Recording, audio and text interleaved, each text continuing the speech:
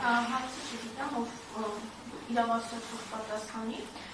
ասած ուզում եմ նշել, թե այդ նոր ավելացած կետերից հարկապես, որոնք են ոչ թե միջահարույց կլինեն, օրինակ հարավեն չի կարողանա մասնակցել ու իր առաքելությունը իրականացնել ընտրությունների ժամանակ, մեկ էլ որ ասում են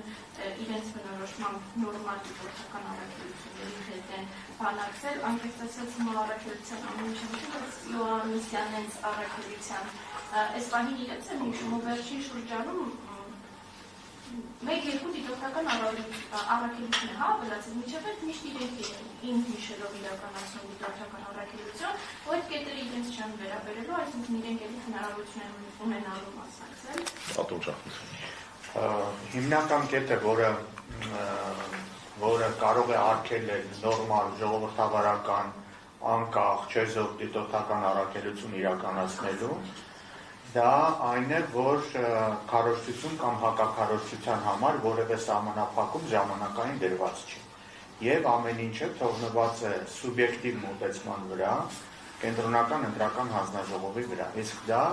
նորից եմ ասում, քանի որ որոշակի գրված չի օրենքի մեջ, ցանկացած դիտորդական առաքելություն, որ կուզենա իրականացնել օրինակ առաջիկա ազգային ժողովի ընտրություններում իր դիտորդական առաքելությունը, նրան ուղղակի կարող են մերժել, որովհետև կարող են ասել, որ այդ դիտորդական առաքելության մեջ կա մեկը, մի դիտորդ, որը սրանից օրինակ մի քանի տարի առաջ այսպիսի Facebook-յան գրառում է արել օրինակ։ Դա եւ ես ասում, դա միայն հայտնին չի վերաբերվում։ Դա կարող է հիմք հանդիսանալ ցանկացած դիտորդական առաքելություն մերժելու։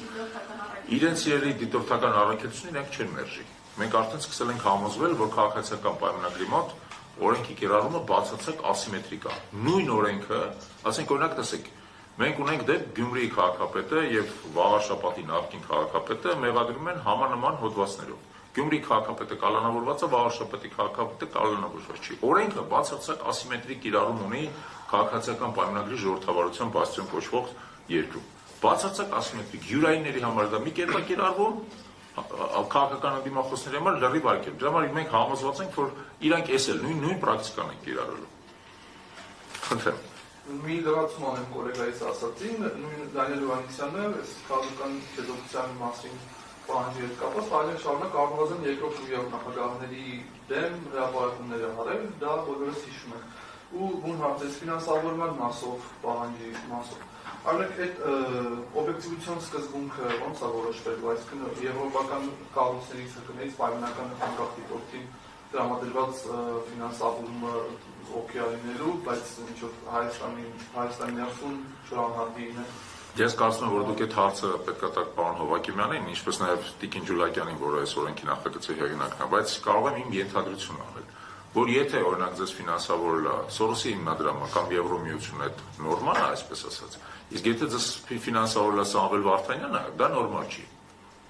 Դա նորմալ չի, որտեղ Սամվել Վարդանյանը ընդհանրապես ասած ինչ-որ կասկածելի վարքագիծ դրսևորող քաղաքացի է։